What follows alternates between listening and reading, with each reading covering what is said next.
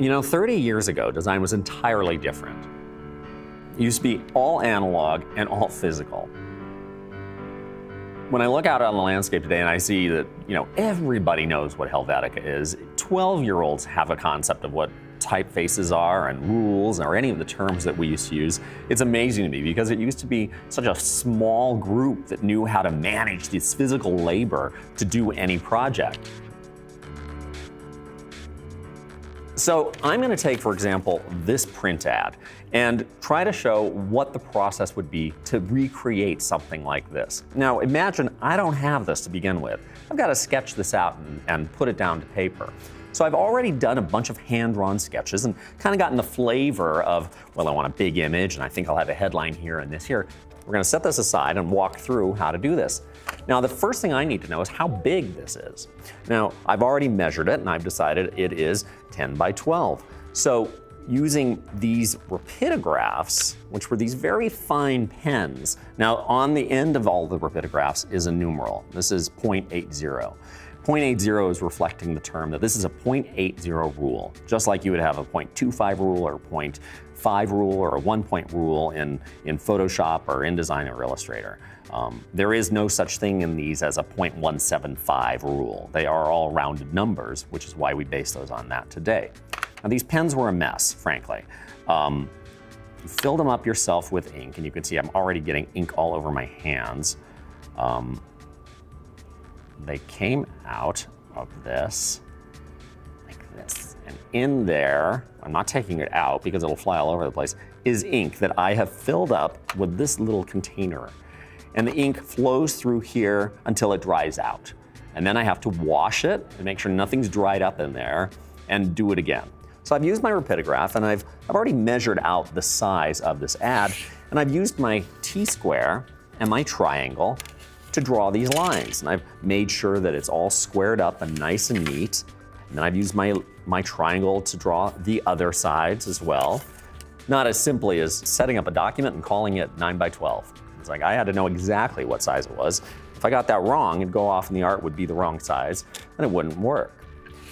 So now that I've figured out the size of my piece and I have my rough sketch of what I want to do, I've probably talked to a photographer and I've said, Betty, I need a photograph of this young lady and I want her to hold a camera and I'd love her to have a red background. And the photograph has been shot. I've gone through a bunch of choices with the photographer and landed on the one that I like. And she then has sent me over a copy of one. And it's just a black and white Xerox. Just a cheap thing that I can work with. And I can crop it any way I want. And of course, to crop it, I'm gonna have to figure that out. I don't have the digital tool to do cropping. I'm just gonna have to decide, that looks, she's better cropped in. Maybe I should get rid of a little bit more of the hair. Once I figured that out, I'm ready to place her down. And we had the fun job of working with things like rubber cement. And we would put that on the back of these things to get a sense of, well, let's see, how will this work? So I brush it down. And I don't have to put too much on it, obviously, because it just has to last until I show it to the client. I put my rubber cement down and I'm ready to lay her down. Now, I also need to mathematically know how wide this is because there's no guides and I can't depend on a center tool to tell me exactly where it is. I have to really check it myself. Now, if I didn't like this, if I'm like, it's a little too low or a little too high, I can always pick it up. That's the undo feature. You get to just pick this up and say, oh, just like slide her down a little bit. After a day, it's not gonna be that easy once it's dried, but while I'm doing it, it's no problem. So I've got the image down. Yeah, that looks swell. I'm happy with it. Now, in order to get type, it wasn't a matter of like type it in and you get to see, boy, that looks swell in Helvetica. I had to sort of have a sense of what I wanted. Well, gee, do I like Helvetica? Do I want Garamond? I'm not sure. I would take manuscript copy, which was typewritten out, and I would write on it Helvetica, 24 point, on 24 points of leading. And I'd send that to a typographer. And the typographer or the typesetter would send it back to me typeset. So I'd get these pieces of paper and I'd have to trim them out. And it took about 24 hours to get some type back. So from the time I wrote it up to order it, I got this. And because it takes so long, I want to get as many choices as I can. so I don't have to wait another 24 hours if I don't like this. So I have it set by that typesetter in different sizes, and I have it set in different fonts so that I can look at it and say, oh yeah, that Garamond looks pretty good. Or you know what, it's not big enough. Well, I have my 24-point Garamond.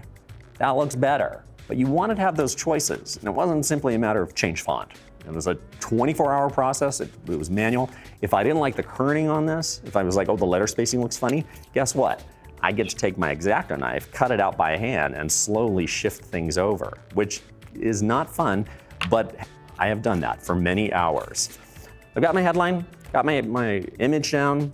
Clients also asked for some additional images. So he's provided me with these images of these slide carousels and projectors.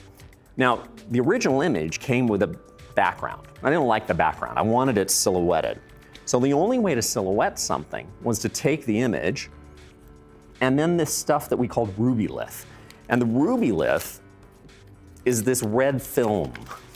So we make a mask with this, which is why in Photoshop, when you make a mask, it appears as red because it's emulating the ruby lith concept. And I would take the ruby lith and I'd lay it down on top of my image with the full thing, and I would have to manually trim out that silhouette.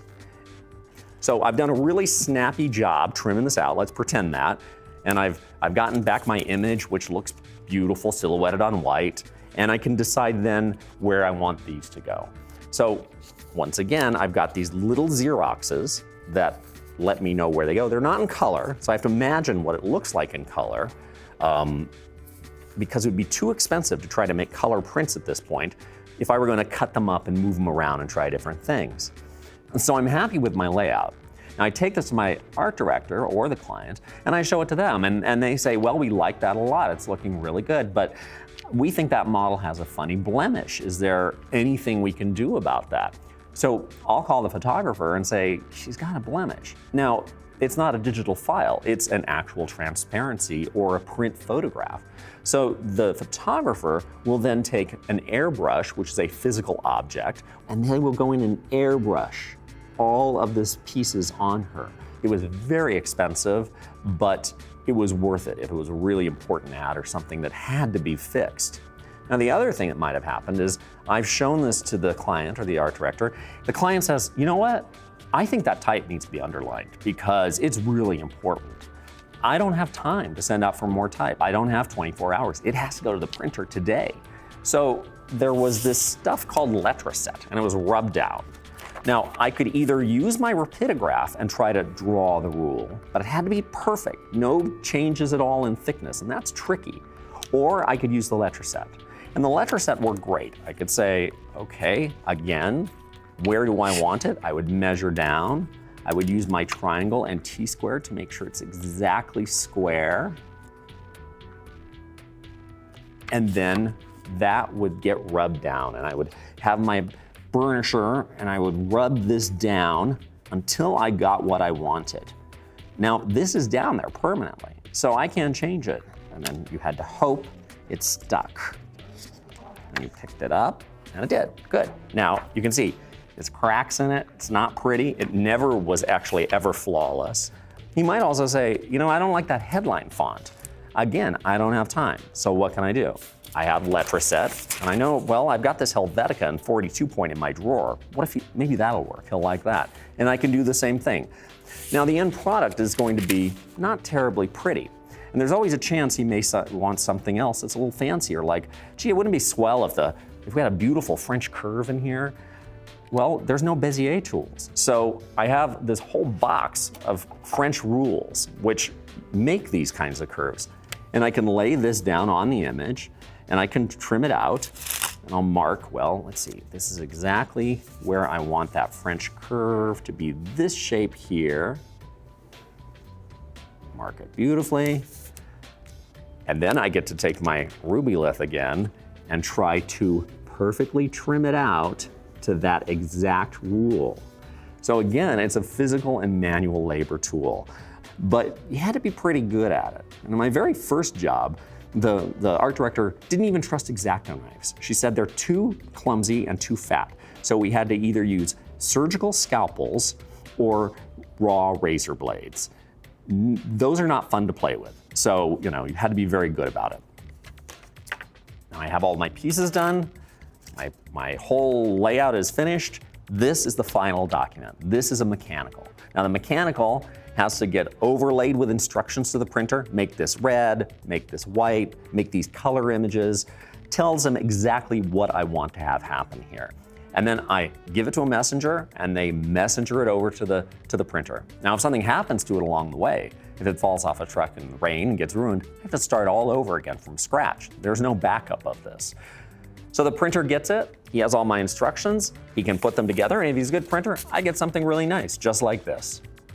So you can see it was a process that took a lot of manual labor. It was physical skills, and everyone had their own particular way of doing it. But it wasn't just this everyday, all over the place thing that everyone's mother could do. This was an actual graphic art skill, hence the insularness of the profession at the time, which was great, but maybe it's better now that it's much more open and everybody knows what a font is.